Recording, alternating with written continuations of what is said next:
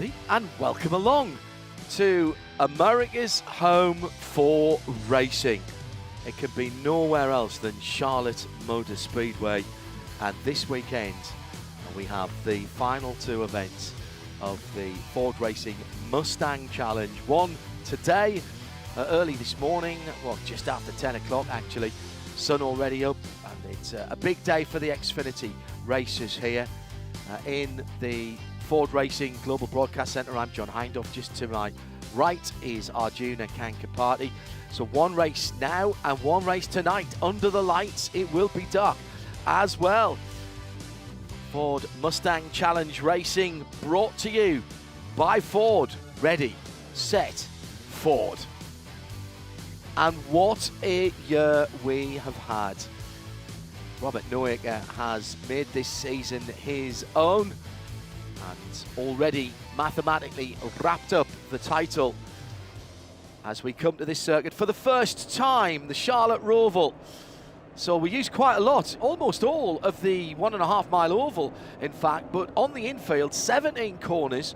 It's slightly changed from 2023's layout. It was changed last year and lengthened a tiny bit. So it's 2.32 miles, or just under 2.5 kilometres for the 17 corners. And the chicanes have big tyre bundles on them that you have to stay away. I think they're more for the stock cars than anything else. We've got a great battle going on in the Dark Horse Legends. We'll give you some facts about that in a moment. We're rolling at the moment, so let's get straight to the Ford Racing starting grid.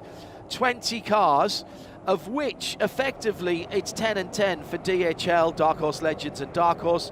The Dark Horse Legends have the blue number backgrounds, and it's Nick Smither and Stephen Vidya on the 10th row of the grid in 9th and 10th in their category. Drew Naubart for NV Autosport and Paolo Salvatore, now a married man of course for Torre Racing, in 18th and 17th. Joe Dedricks qualifying 6th in DHL. He'd be happy with that for Robert Noecker Racing alongside Dan McKeever, also listed as a Dark Horse Legend, but because he's come in at the last races of the season, the organisers and Ford Racing have invoked one of the regulations, 11.74, if you want to go and look it up, and he's been taken out of DHL and made a VIP driver. If he gets on the podium, he'll still be there, but he's invisible for points, and again, that's all to do with the closeness of the Dark Horse Legends battle.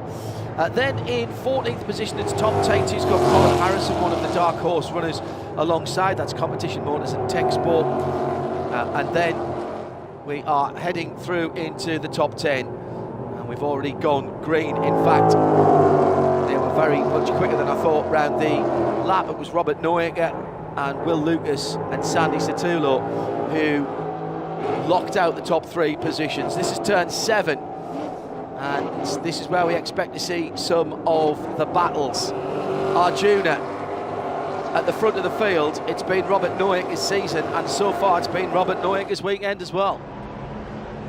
He was flying in both practices in both qualifying sessions as well, but this is Will Lucas early in this race, turning the wick up and really putting the pressure on. In the Dark Horse Legends class, I did note that Alex Bashura got past Devin Anderson, put another one of the Dark Horse competitors between him and the rest of his championship contenders. A very important move at the start of this race. Spin for the Paolo Salvatore Torre Racing blue and white machine.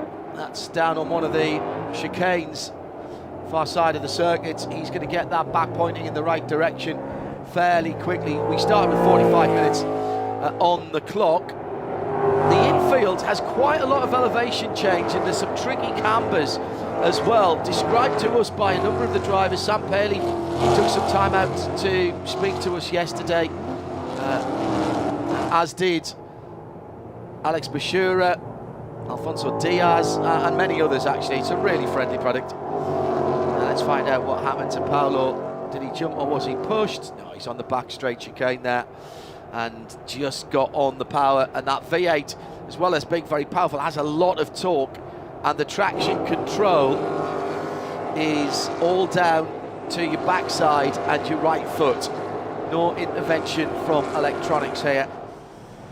Well, whilst this has settled down at the moment, let's talk about that Dark Horse Legends battle. Alex Bashura getting 10 points for the pole position here, Arjun, and the number 33 starting in 5th position. And that actually could be crucial because, and we'll take a look at our Ford Racing team update today, which is a little bit different because we are zooming in on that Dark Horse Legends battle. It's very tight indeed in that Dark Horse Legends battle.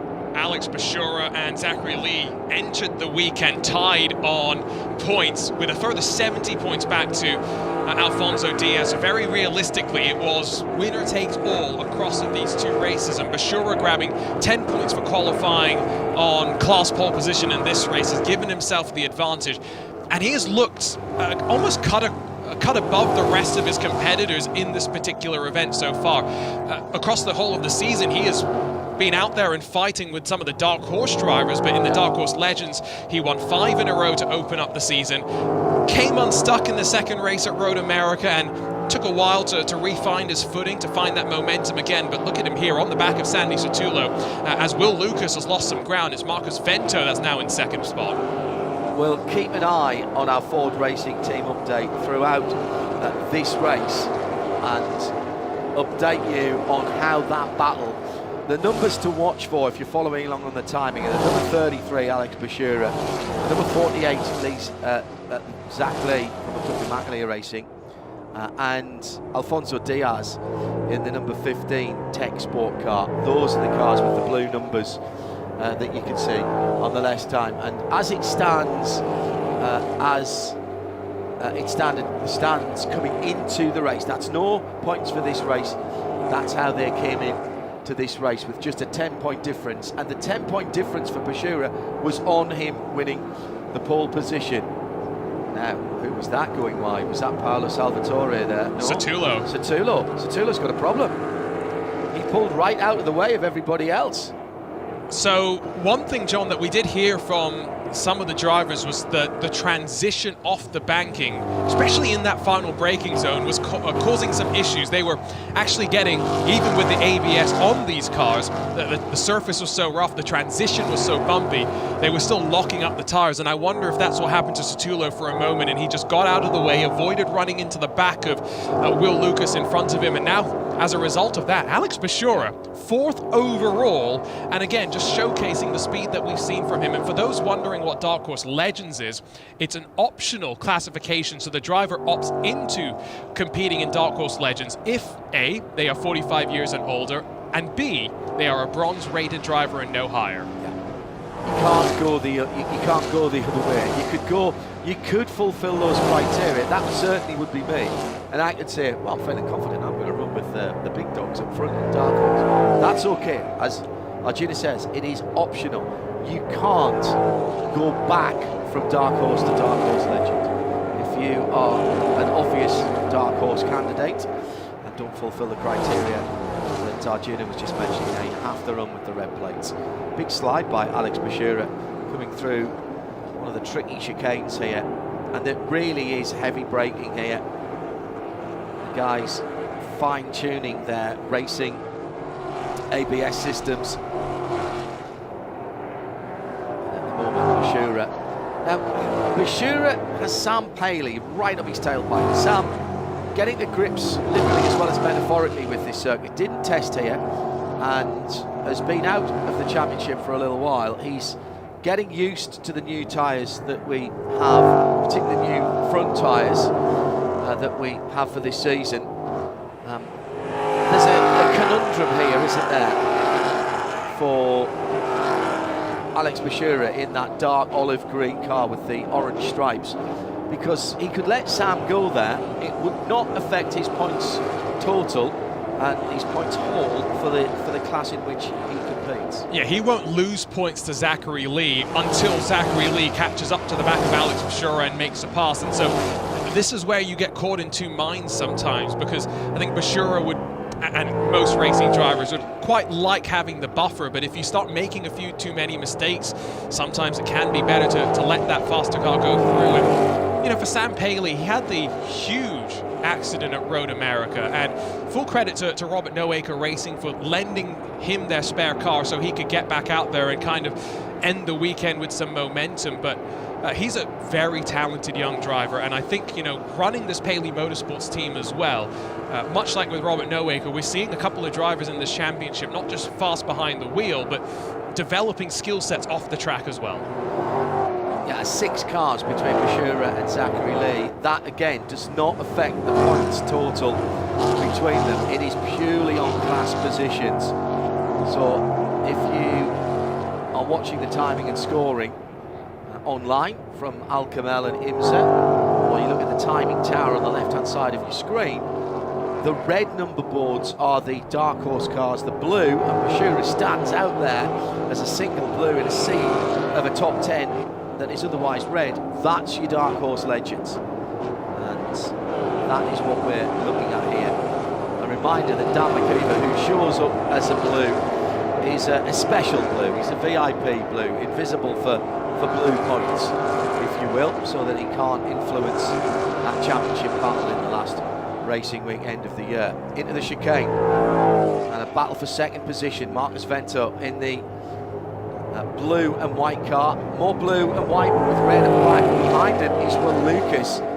Just thought about sticking the nose of that Dark Horse R down the inside. Now up onto the banking, 24 degrees, and then sweeping back down into another tight chicane.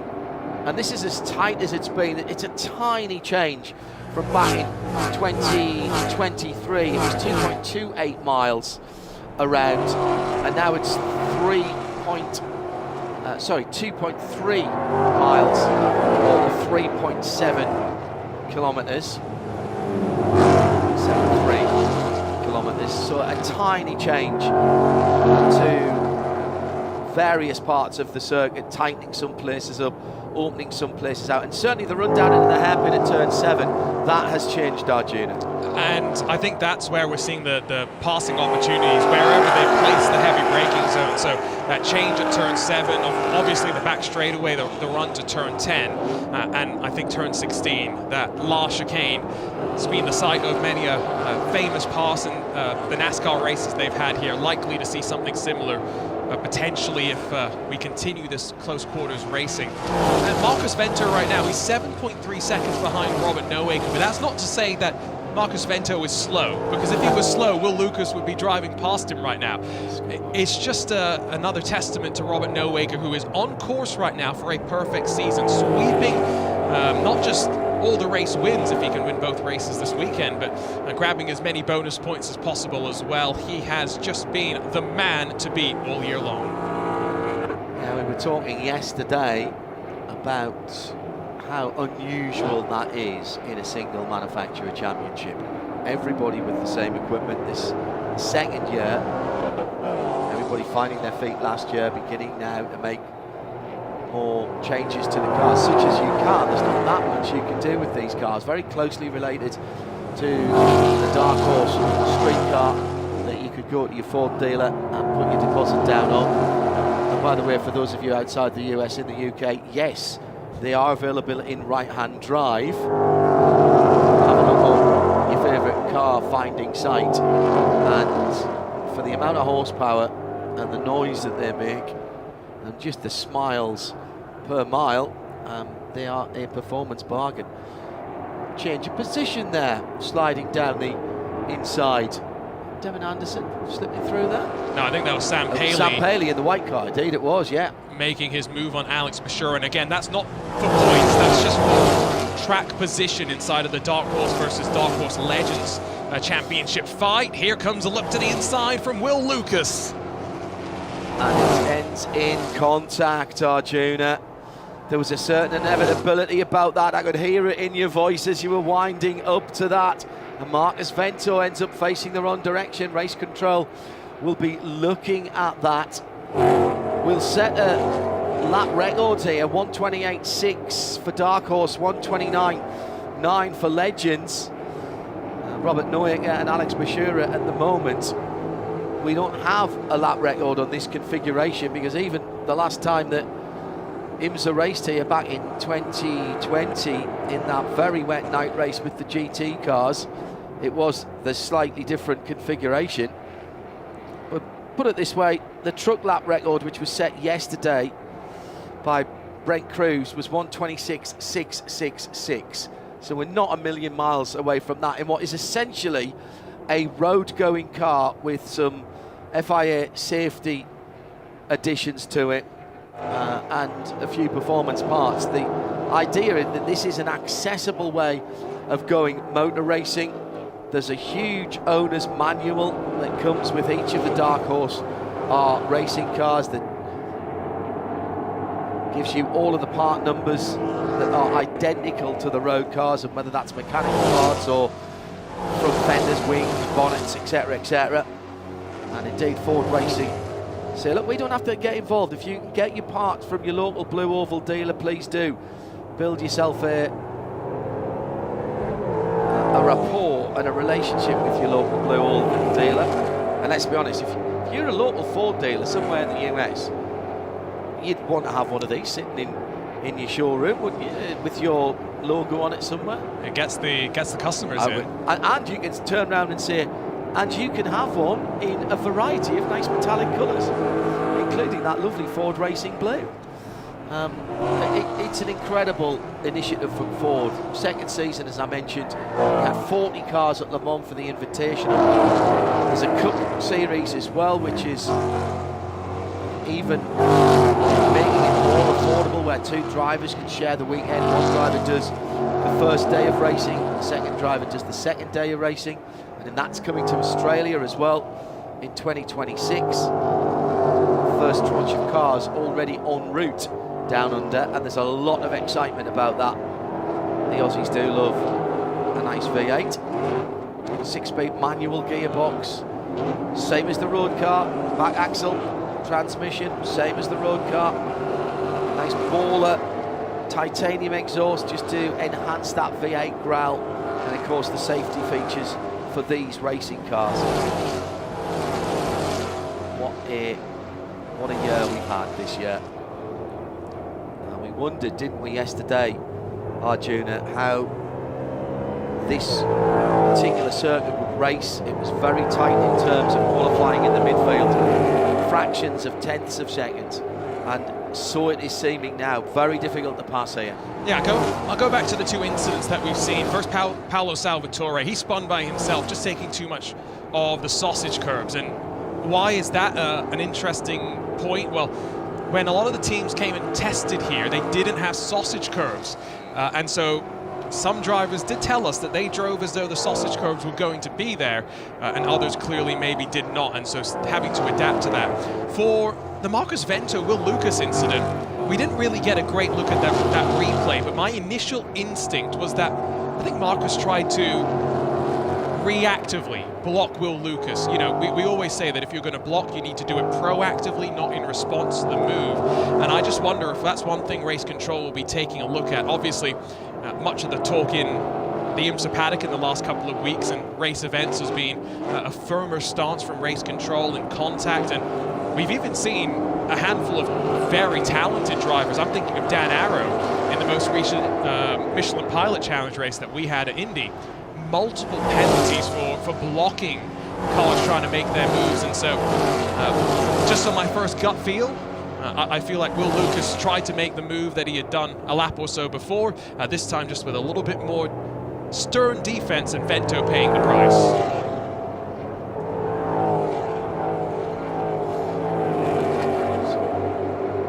Coming down towards half distance, no pit stops here. If you're in the pits, you're in trouble. Something has gone wrong. Arjuna Kanapardi and me, John Hindhaugh, the penultimate race of the Ford Racing Mustang Challenge for 2025. The man who has bossed the championship. Bossed the championship. Did you see what I did there as a Mustang championship? I owned a Boss Mustang for about 12 days once, many years ago. And I should never have sold it. That is Robert Neuecker. It is the championship presentations tomorrow morning, and Robert will be taking the big trophy home. And he has had just an incredible season. His team, Robert Noaker Racing, winning 6 cars here this weekend. He was relaxed yesterday, wasn't he, when we spoke to him? Probably as relaxed as I've seen him at any stage through the season, including at the Le Mans Invitational, which wasn't for points, was for honour, certainly. But yesterday he was laughing, he was smiling, and really enjoying life. And not as stressed about the fact that his team is running 6 cars this weekend, which is a Herculean effort for any team, especially a small team like Robert Noaker Racing. Sandy Sotullo covers off Andrew Akelante as one of the extra cars. It's a good point. Akelante in the car that actually was transported on an open-top trailer. So if you saw it hustling down the highway, yes, you saw a Dark Horse Mustang making its way down to the Charlotte Motor Speedway. Yeah. Robert Noaker drives the standard truck that has 3 cars in. He has one of the other team members drive another truck that can take 2 and some spares. And with the 6th car, Robert's dad was pressed into service with a pickup truck with an open car trailer on the back. And that's how that number 32, Andrew Akelante, Robert Noaker Racing machine, got to the circuit. I mentioned for him, we saw him he's on the back of that 3-car train. This is his first race at this level, but he's got some Mustang Dark Horse R experience behind him. Yeah, he apparently was part of the development process for the car, and so I'm guessing tried it in a few different various forms, but maybe not the final form that we have now. And I think you mentioned this earlier, John, but one of the changes that, as you told me the story, was widely celebrated in the award ceremony last year was the announcement that Michelin were going to change from the effectively 19-inch street tires that they had at the time to an 18-inch racing compound, which we use right now, a larger sidewall, which has allowed for the cars to just be a lot more nimble. And he'll try this move once again. The chicane just proving to be a passing opportunity, and he's alongside as they get onto the power. That was actually really nicely done. Round the outside in the middle of that chicane before they head back up onto the banking. Position made up by Andrew Akelante then. Sandy Sotullo, who started right at the sharp end, just fading a little bit. And at the front of the field, Noaker is pulled out to just hang on. I barely believe what I'm saying. A 15-second lead. This does not happen, not even for Robert. He was imperious in very difficult transitional, wet, dry, greasy conditions at the Circuit of the Americas. When he got his head around the conditions and the setup of the car was perfect, and pulled out into double digits at one stage. But this, I did not expect to see this at all. This is incredible. The tyre situation is, you're allowed to have, to bring along 2 sets of tyres that you used at the last meeting, 2 sets of slick Michelin Racing tyres. Well, of course, because Circuit of the Americas was the last race and everyone was using wet weather tyres, everybody had 2 either lightly or brand new sets of Michelin slick tyres. So effectively they've had 5 sets of tyres here, brand new tyres, rather than the standard 3. So every session basically they have had a new set of tyres. And they need them. We saw this after just 30 minutes of practice yesterday. The right front tyre takes a lot of wear, and I guess the surface of this track, not just what Sam Paley was talking to us yesterday about how it kind of feels as though it's kind of like the Circuit of the Americas, where you get the downforce cars and that causes these little micro ridges in the surface. But John, you were speculating that's because of some of the mechanical grip that the NASCAR stock cars very much put down onto the surface. You see those seams around the oval as well. It's a chewed up racetrack in that sort of sense. And so that was what Robert Noaker told me as far back as VIR, is he thought that managing the tires across a 45 minutes here was going to be a very difficult challenge. And the fact that he's got a 15-second advantage with only 14 laps left done in this race, I think that tells you a lot. So Noaker, Paley, Anderson, Devon Anderson in third, then Will Lucas. There's 15 seconds between first and second, and then barely a couple of seconds between the next three cars. Alex Bashura behind Will Lucas to the tune of about 2.5 seconds, but still in control of that Dark Horse Legends battle for the championship. Came in to the green flag here with a scant 10-point lead, courtesy of his pole position in this race. Zachary Lee in second in Dark Horse Legends, down in 11th position, and that puts him a long way back from Alex Bashura, both in terms of cars to get by, but also in real estate as well. He is really not able to get up there, and Alex, I give Alex his due. Again, we spoke to him at the series administrative trailer yesterday. We were doing our outside broadcast, and it seemed to me as though Alex Bashura was in the same sort of state of mind, or a similar one at least, as Robert Noyager, just taking each race as it comes, but for a different reason. Robert wants to sweep the season, Alex wants the big trophy tomorrow. And I love how Alex phrased it, is, you know, he has a career as an oral surgeon that he loves. He loves his racing as well, so this is an opportunity for him to just relax a little bit from the day job and focus just on racing. I think right now Bashura's been given a lot of room as Alfonso Diaz sneaks up the inside of Zachary Lee. These two have been going at it for the last handful of laps. It's been costing them time, and this could end up being now, John, a fight for second in the championship effectively, although Diaz is going to need Lee to struggle a bit more, and the likes of Tate, Diedrichs and Neubauer to get between him and that chrome bullet. Yeah, back to the silver bullet, the chrome car. That's third now in Dark Horse Legends. Overtake happened at turn number 7, and a big amount of Michelin rubber used in the process there, but the gap is opening up. Alfonso Diaz, another driver who's had a great year, great run out at Le Mans, and he enjoying himself at the moment. Meantime, side by side across the line, this one's not over.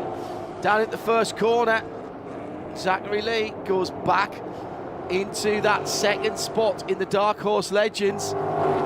This is such a tough circuit. Make one mistake, even a small one, it costs you momentum and it leaves you really vulnerable. Track quite wide in places, in others more like a straight track. And I think what we saw there was the transition off the banking into the braking zone of that final chicane, and Diaz just maybe getting in a bit too deep, and very lucky that he didn't end up straight lining the chicane like we saw from Sandy Sottulo slightly earlier. It does seem as though he is a lot more confident around the lap than what we're seeing from Zachary Lee, and a moment of hesitation there as he almost gets alongside, working onto the power once again onto the banking. But yeah, these drivers are now a full 12 seconds back from Alex Bashura, so that's almost the same gap as Robert Nowaker has on the rest of the field. So again, it speaks highly to the speed that Alex Bashura has brought with him this weekend, as he continues to sit just in front of Sottulo and holding on to that track position with now just 20 minutes left to go. We're reaching that point, John, where these drivers only had about 30 minutes on track yesterday in one straight go. They also didn't have any safety cars or red flags, which is a pleasant surprise for them. But they will be starting to reach the point of the tire life, which they're headed into the unknown. They don't know how the car is going to respond from here, and they're going to have to be figuring that all out on the fly. Best lap is still Robert Noyager's, 1:28.624, 29.9 for Alex Bashura in the Legends class. This race for second in Legends is 11th and 12th overall, and it is the closest race on the circuit at the moment. And another spin on that back straight chicane, and this time it is, no, I was about to say it has ended in a car that hasn't re-fired, but it has, and Stephen Vager in the NV Autosport car has fired the blue and black car back up and is pointing in the right direction. Still are battling Dark Horse second and third placed drivers. And as you said, Arjuna, that could end up being for second in the championship.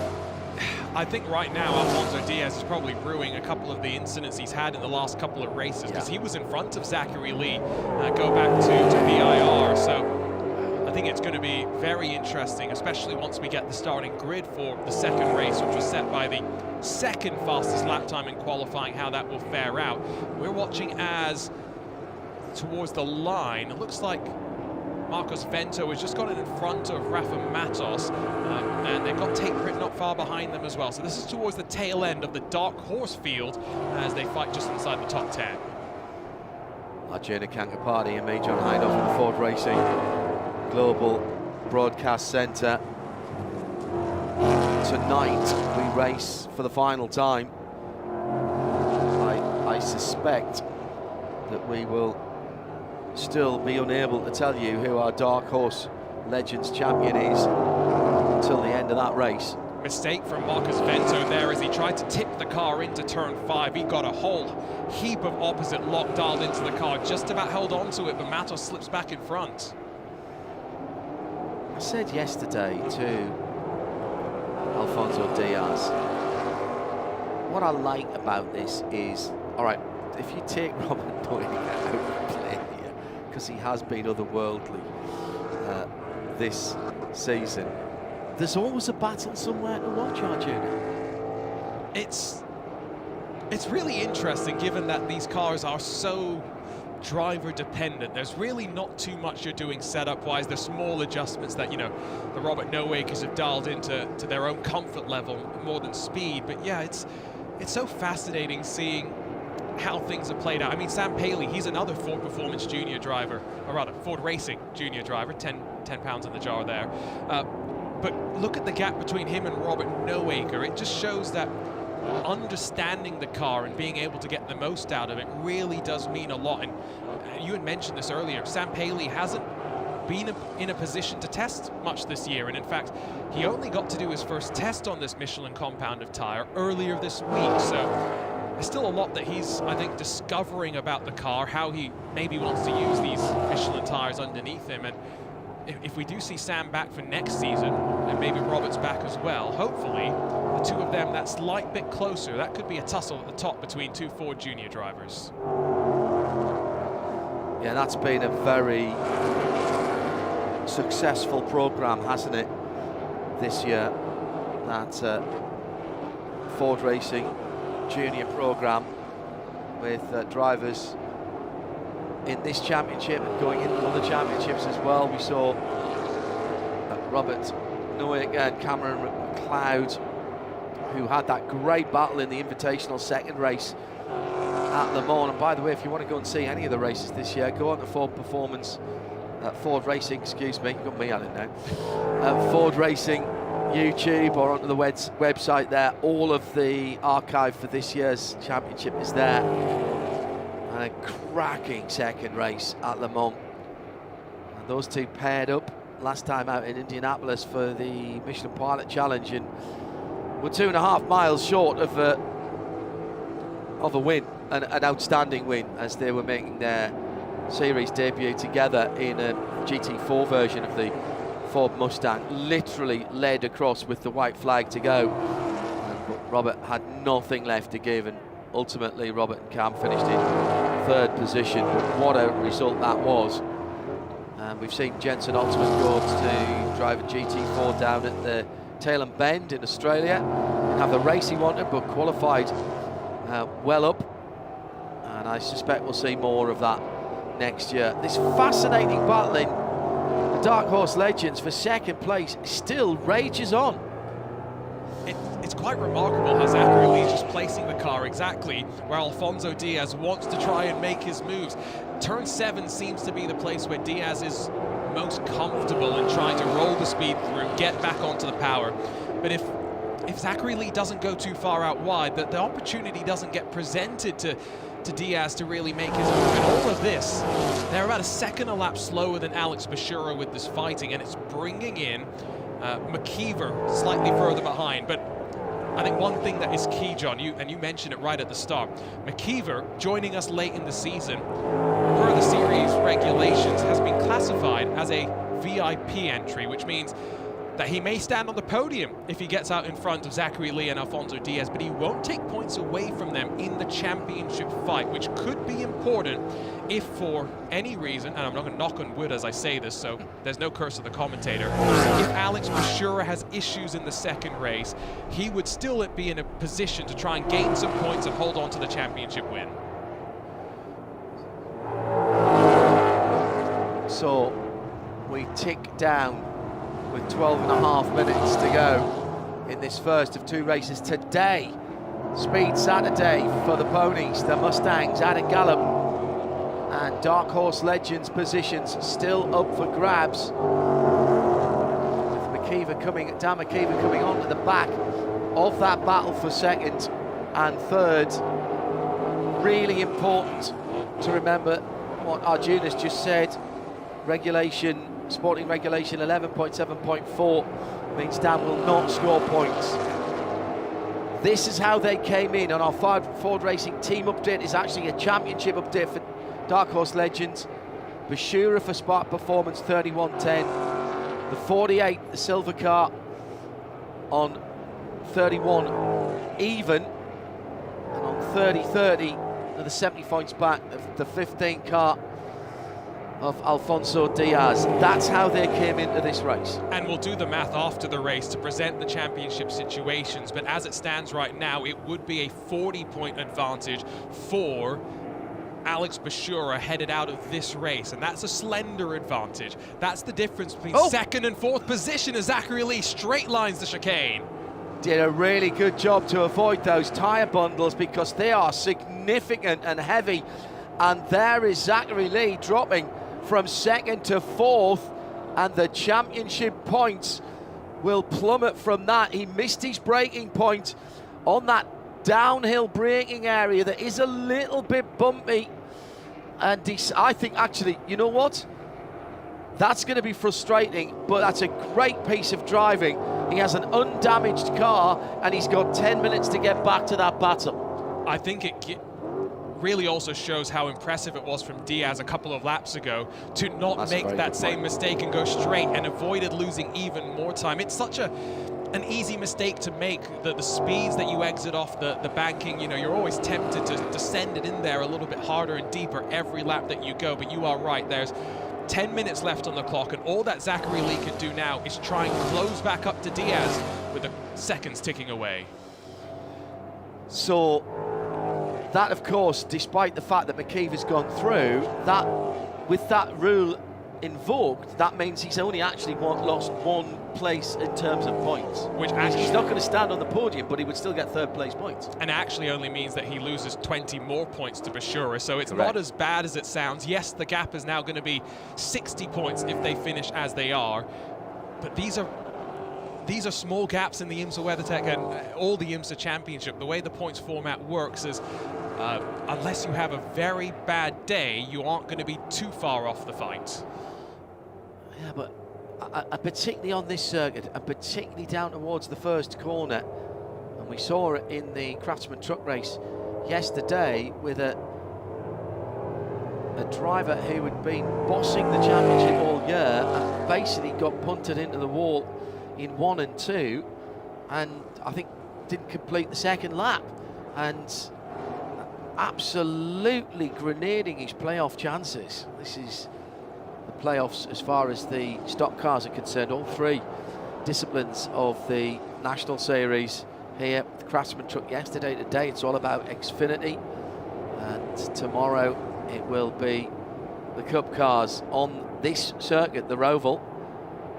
Great coup for Ford and Ford's Racing and Mustang to be here. The bright yellow number 87 has a problem. Rafa Matos. Now, was that a big lock-up? It must have been. How unusual is that on an ABS car? But again, comes back to what we were saying. Rafa Matos from Peterson Racing Group LLC. And that looked like right front Michelin being tortured there. I think he locked both the right front and the left front. Here's another look at it. Oh, yeah. I mean, this is not necessarily one of the corners where the drivers were calling out the transition as being particularly bad, but you are still coming off some of that banking and trying to roll down to the inside where the circuit would be flat. So hopefully those Michelins aren't going to be just vibrating for the next... Oh, that does look like there's some vibration going on. Yeah. He's going to see, if he's not careful, he's going to need the attention of Alex Bashira, the oral surgeon, in between races here, because it's going to rattle his fillings out. I'll tell you that now. Off the top of the brow, cars get really light and you're turning and braking at the same time, and things that racing cars don't like to do is turn and brake at the same time. Particularly difficult to brake when you're coming downhill as well. And there's another driver missing the braking point and then coming back on in the approved manner. This time it was Drew Neubart for NV Autosport.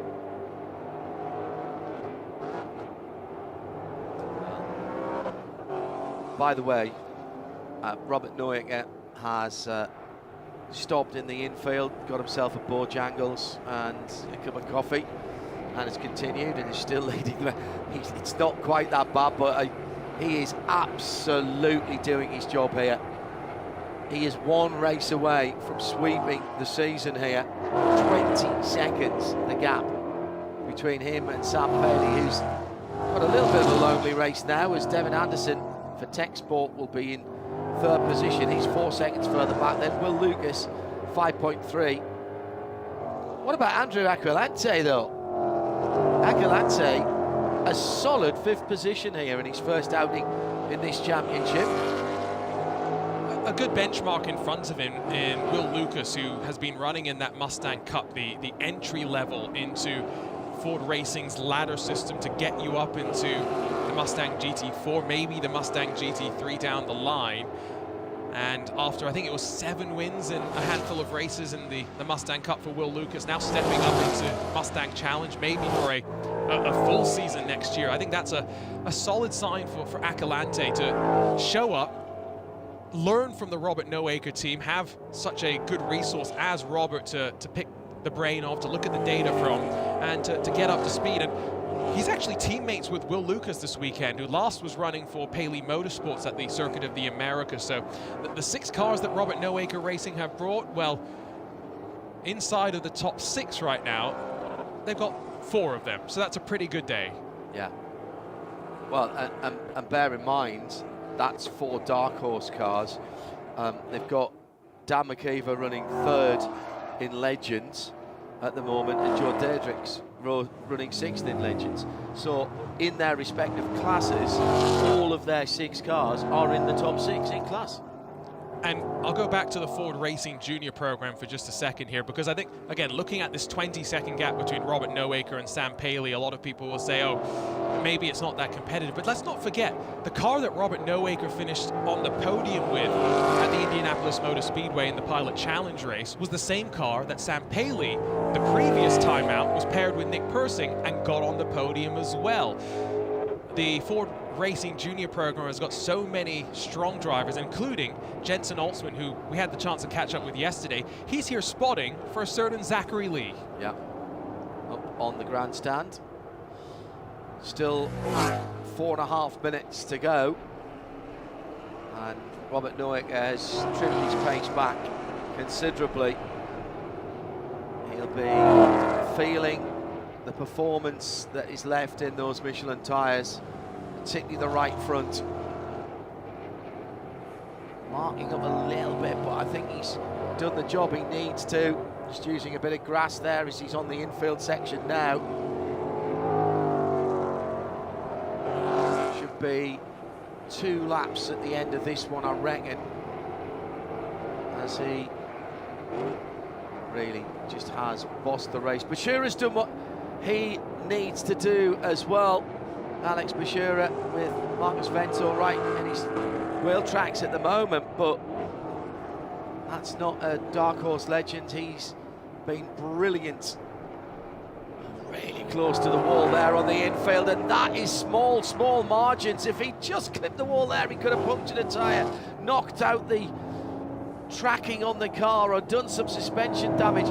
And what, was he an inch away from that, Les? No, he has tucked the mirror in. He 100% made some contact with the wall there, and that is how hard he is pushing. As much as he's having fun, focused on the championship mindset, he's a race car driver at the end of the day. He doesn't know how to slow down. But John, look at the last lap time for Bashura.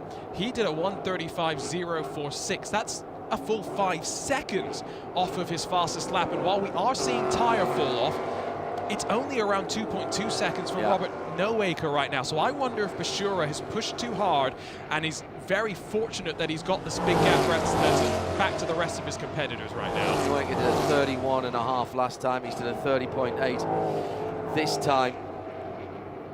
And he's holding, in fact, he's just gone out to 22 seconds. It'll be a white flag next time by, I think. Just depends where Noaker is. But you're right to look at Alex Bashura. He doesn't have to go any further. He's got about 3 seconds, just under 3 seconds between himself and Alfonso Diaz.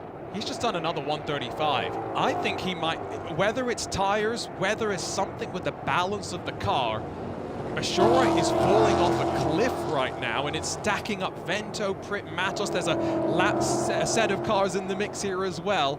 This is a very, very close final couple of laps for the Dark Horse Legends leader. And Diaz is flashing his lights in that train because he knows, he can see now he's championship leader and he's class leader, but he's got 3 Dark Horse cars between him.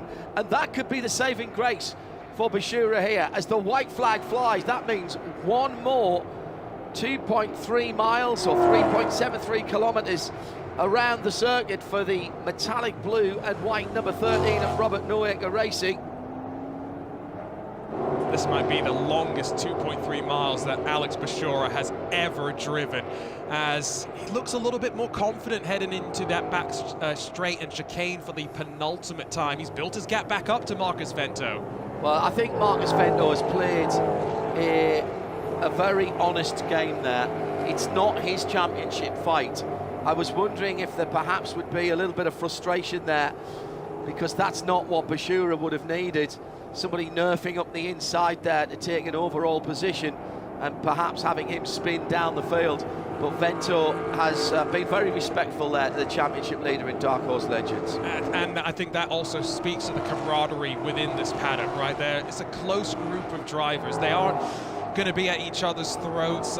In some cases, a lot of them had to write essays, for lack of a better term, about what the Mustang meant to them in order to buy the car initially. So they are all here because they love Fords, they love racing, and they love trying to compete out on track. It has been another Robert Noaker benefit as he comes to the checkered flag with just one more 45-minute race to go. 45 minutes of racing tonight stands between him and a completely perfect season. He's a bit Mary Poppins at the moment, practically perfect, but one more to go.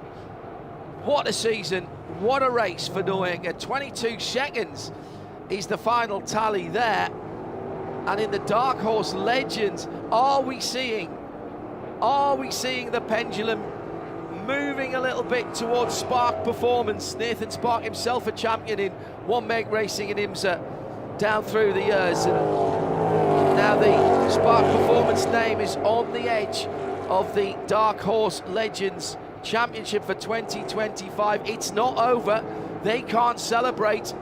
They cannot be complacent, but this is more than a small step in the right direction for Bashura. It will be 60 points by my math that he has as a buffer heading into that final 45 minutes of racing, but he's got a question to answer here. Why did he lose so much time in the final stages? I think that was 4 or 5 consecutive laps where he was either in the very high 34s or in the 35s. He can't afford for that same slip up to happen at the end of the next race, because if it's this close once again, championship implications, no one will be holding station. Well, that's a very good point. It is all or nothing now for that DHL. Dark Horse Legends Championship battle and the big trophy tomorrow at lunchtime. Robert Nowick with another W in the column. His championship was sealed, subject to him actually losing points, which, whilst it's not unheard of, I've never seen it in IMSA competition. Not sure what he would have to do to have points taken away from him. But he is now going for that invincible season with his eponymous team. And another victory lane celebration for Robert Nowick. We called it the steamroller because he has just absolutely ground the opposition down this year. Again, what can we say? And his prize for winning last year's championship was a test at the Indianapolis Motor Speedway in a GT4 car a handful of weeks ago. He took that momentum on the podium in his first GT4 Michelin Pilot Challenge race, and now only new heights from here. Top 7 in the Dark Horse category. Your podium unofficially from Ford Racing. Nowick, Paley and Devin Anderson, 3 different teams there. Nowick Racing, Paley Motorsport and Tech Sport. Then 3 Robert Nowick drivers in 4th, 5th and 6th, with the new boy, Andrew Akelante, in 4th position ahead of Will Lucas and Sandy Sotelo, who faded a little bit after a good qualifying session. Martin Advento makes up the top 7. Then it was Alex Bashira who wins Dark Horse Legends, with just 2 cars at the end between him and Alfonso Diaz, but the points remain the same. Tate Pritt and Rafa Matos. Alfonso and Zach Lee with Dan McKeever battling out for the top 3 positions. McKeever no points, but will stand on the Legends podium as the VIP driver. Beyond that, Colin Harrison and Tom Tate. Joe Dedricks finishing in a very good 6th position in Dark Horse Legends, ahead of Paolo Salvatore in 7th in the DHL. Drew Noba had a little spin. Nick Smither and Stephen Viger also was off the circuit at one stage in the number 10 NV Autosport car, but we sent out 20 Mustang Dark Horse R's and we got 20 back, so that's good news for the crews down in the garages, because they have to get these cars back out for an evening, no, actually a night race. It is going to be a night race. I left last night at 7:15 and got a most sensational sunset shot, so by 8 o'clock tonight, after the Xfinity race, it'll be full dark, and we're looking forward to that. I mean, what more could you hope for, right? A season finale under the lights, a championship to be settled, and again, rough math. We'll wait to see if there are race control interventions to talk about, but Alex Bashura, a 60-point advantage over Zachary Lee. He has 110 points back to Alfonso Diaz. He's in the driver's seat, but some worries about tyre management maybe headed into the second 45 minutes of the day. It was Arjuna Kankapati and me, John Hindhaugh, in the Ford Racing Global Broadcast Centre. And what a spectacle, and what a race. Quick start, and Robert Nowick not caught out by the green. Disappeared at the distance. Paolo Salvatore with a problem early on. He fought back up to 17th position. The battle was in the Dark Horse Legends between Zachary Lee and Alfonso Diaz. Diaz came through into 2nd place. We'll do it again tonight under the lights at Charlotte Motor Speedway on the Roval. From us here at the Ford Racing Global Broadcast Centre. Bye for now.